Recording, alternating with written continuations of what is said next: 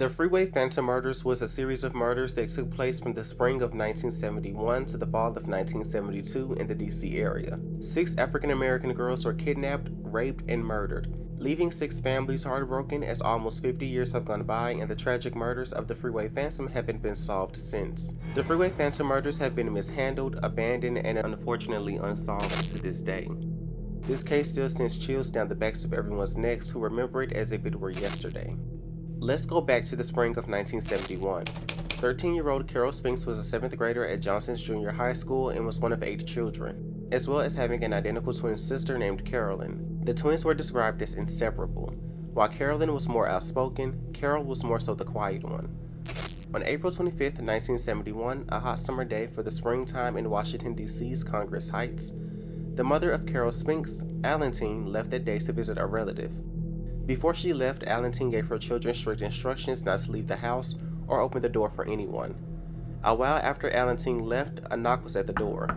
It was Valerie, Carol's older sister, who was visiting a friend across the hall. Valerie asked one of the kids if they can go to the local 7-Eleven and pick up a few groceries. The kids all said no, but Valerie continued to knock on the door. Eventually, Carol got fed up and said she'll go. This one decision would cause Carol Spinks to lose her life.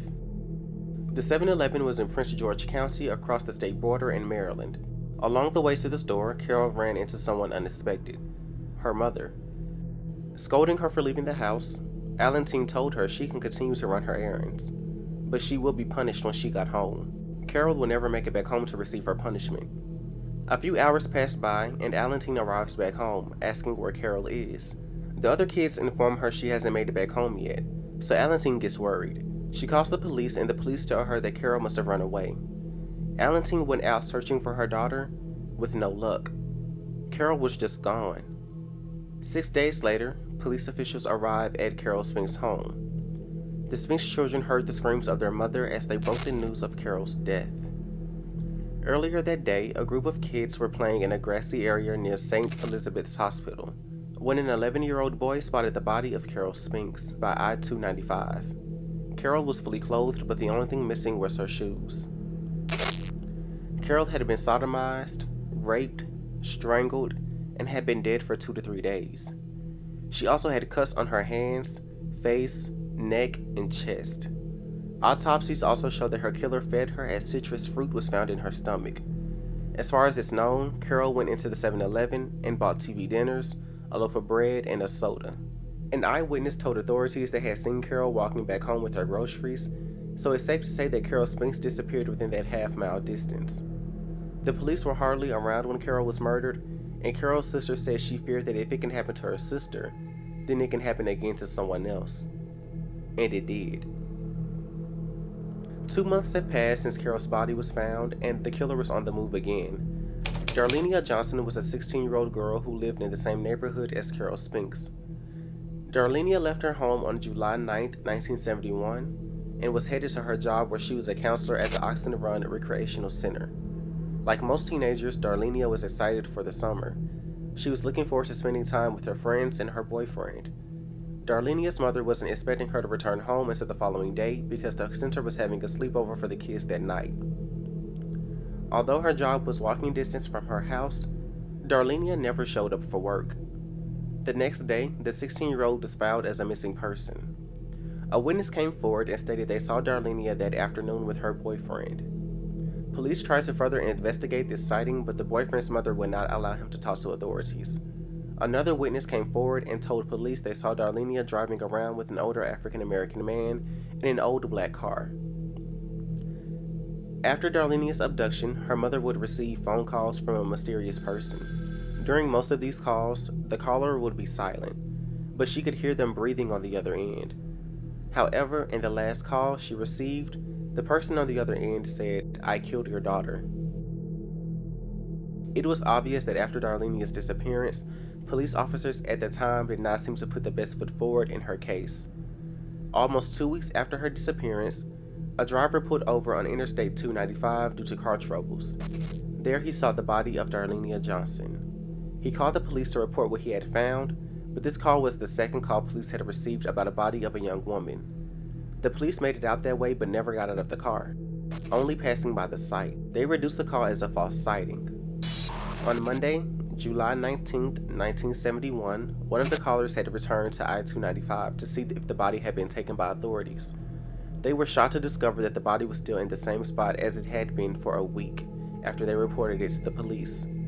The caller got a hold of their boss, who got a hold of Charles Baden, a police officer in Washington, D.C. Baden was off duty but made his way to the scene and got police officers involved. That's when the body was discovered to belong to Darlenia Johnson. Due to Darlenia's body being exposed to the high temperatures of the summer heat, she was not only unrecognizable, but most of the evidence on her body was gone. Although authorities couldn't get much evidence for sexual assault, they were able to determine she was strangled. Darlenia's body was just 15 feet away from where the body of Carol Spinks was found. 8 days later, it happened again. Brenda Crockett was the third victim. Brenda Crockett was 10 years old who lived on the Northwest with her mother, younger sister, and her mother's boyfriend. Brenda was described as a beautiful young girl who loved attending church. On July 27, 1971, Brenda's mother gave her daughter money to go to the local Safeway store to pick up a loaf of bread and dog food. Brenda left the home barefoot with curlers in her hair. Before she left, Brenda's mother advised her to take a friend with her. Instead of taking her mother's advice, Brenda headed out 5 blocks to the store alone. An hour went by and Brenda's mother became worried, so she went out searching for her 10-year-old daughter. A few hours later, the phone rang in the Crockett household. While everyone else was searching for her older sister, 7-year-old Bertha was home with her mother's boyfriend and answered the phone when it rang. Brenda was on the other side, crying. Brenda told her sister that a white man had taken her and that she was headed home in a cab. A key thing Brenda said to her sister before the phone ended was that she was in Virginia. A while later, after the first call, Brenda called home again. This time, her mother's boyfriend answered the phone. He tried his best to get more information out of Brenda than Bertha could, but she ended up telling him the same thing. A white man had picked her up, but it was something strange Brenda asked him before she hung up. She asked him, "Did my mother see me?" This had struck him as odd because if she was in Virginia, how could her mother see her? It is possible that the killer had Brenda call home to make sure her mother had not spotted him. It is also possible that Brenda's mother had spoken with her daughter's abductor while searching for her daughter around the neighborhood. Brenda's mother's boyfriend had heard footsteps in the background, and the last words Brenda said over the phone before she hung up was, "I'll see you." On the morning of July 28, 1971, a hitchhiker found the body of what appeared to be a little girl laying along US Route 50. Brenda had been strangled with a scarf that was still wrapped around her neck. Something that police noticed was that Brenda's body looked clean, like her kidnapper had washed her feet. Mind you, Brenda had walked to the store barefoot. It is highly suspected that the killer was someone who knew the Crockett family. It was also possible that the phone calls were scripted to throw off investigators. A little over 2 months after the discovery of Brenda Crockett's body, the killer moved on to his fourth victim. Nina Moshia Yates, better known as Nino, was a 12-year-old girl living with her father and stepmother in the Northeast. Nina Moshia's stepmother had recently given birth, so her father had sent her out to the Safeway grocery store just like Brenda Crockett's mother had sent her. Nino left around 7:00 p.m. and picked up paper plates, sugar, and flour. An employee said they saw these same items laying outside of the store. It is safe to conclude that Nina Moshia was abducted in the Safeway parking lot. A few hours later, the 6th grader's body was found.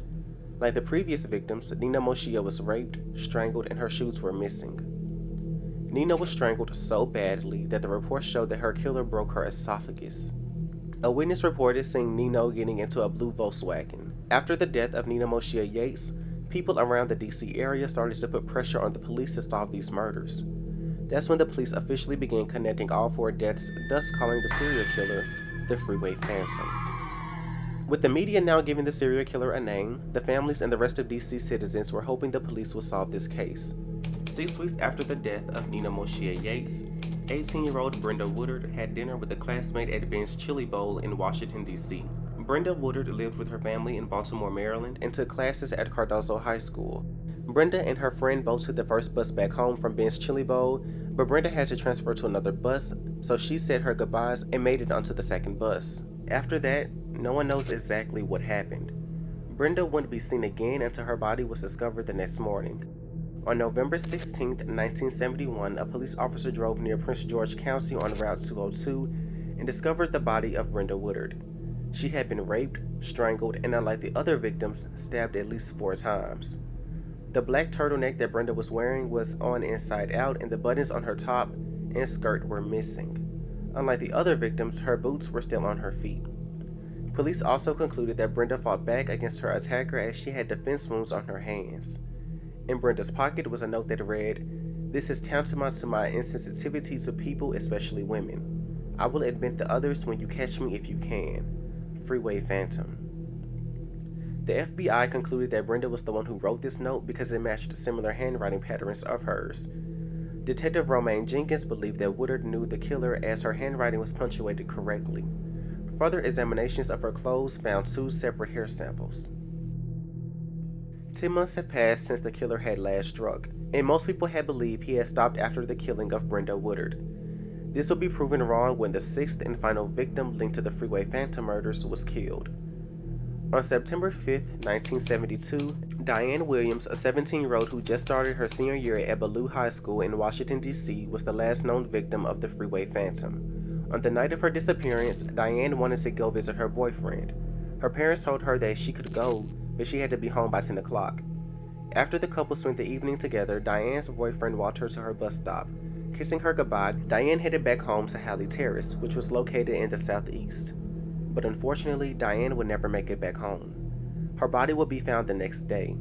She had been strangled and left along I-295, which was near her house. Like the previous victims, Diane's shoes were removed from her feet.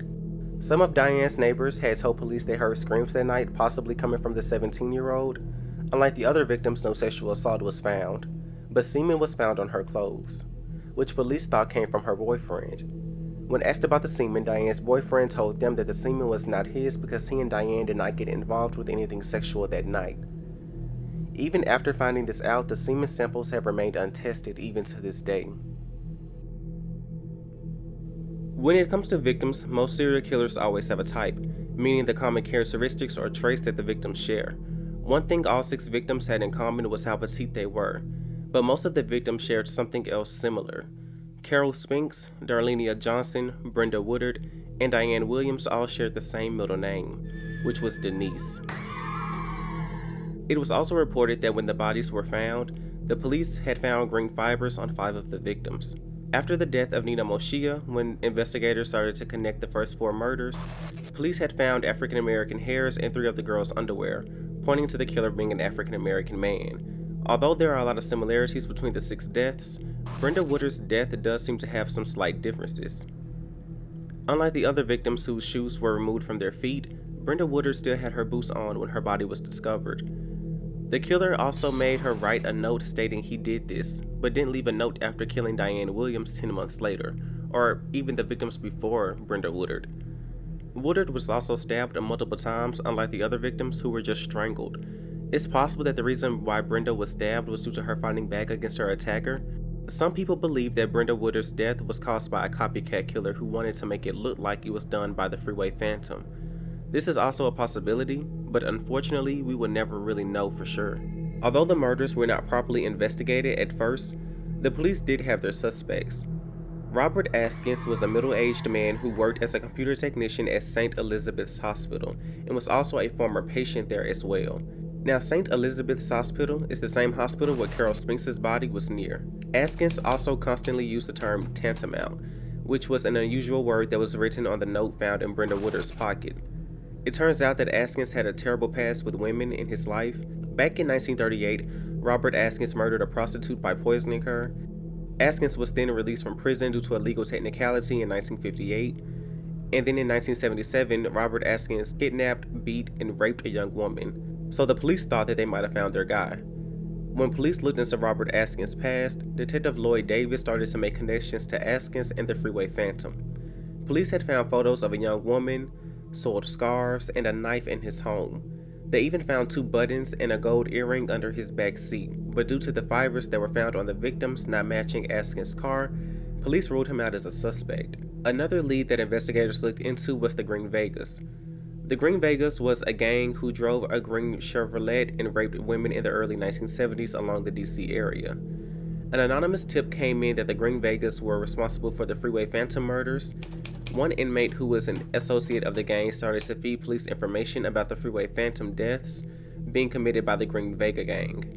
This inmate took police investigators to the scene of the crimes of Darlenia Johnson and Brenda Woodard and explained how the girls were killed. The information he gave was inconsistent as he would constantly mix up the victims' names. While driving with the police, this inmate heard on the radio that the Prince George County State Attorney, Arthur A. Marshall, leaked information of his confession to the press. The inmate then stopped talking to the police and the trail once again went cold. The FBI had retrieved letters between the Green Vega gang members and the inmate admitted to lying to the police just to get his prison sentence reduced by feeding them information about the case. This case is really sad and caused devastation to a lot of families. One of Carol Spinks' sisters said that she would go to the police station consistently and ask them what are they doing to solve her sister's murder, and police would just brush her off. In 1987, Detective Romaine Jenkins was promoted to sergeant and was very passionate about solving this case. But strangely enough, when Sergeant Jenkins began looking back into the evidence that was collected, she found out that it was all destroyed. All of that evidence that police had gotten from these girls were just gone.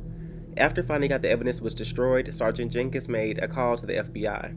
With their help, she reconstructed the case files as well as a behavioral analysis. According to the analysis, the killer was a loner between the ages of 27 to 32 who most likely had a job during the day.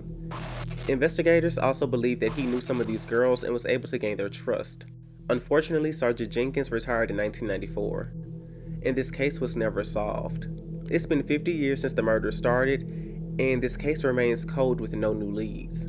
The hurt and constant pain these 6 families have suffered over the years continues to linger over them. 6 black girls were raped and brutally murdered, and to this day their families don't know who did it and they don't have justice.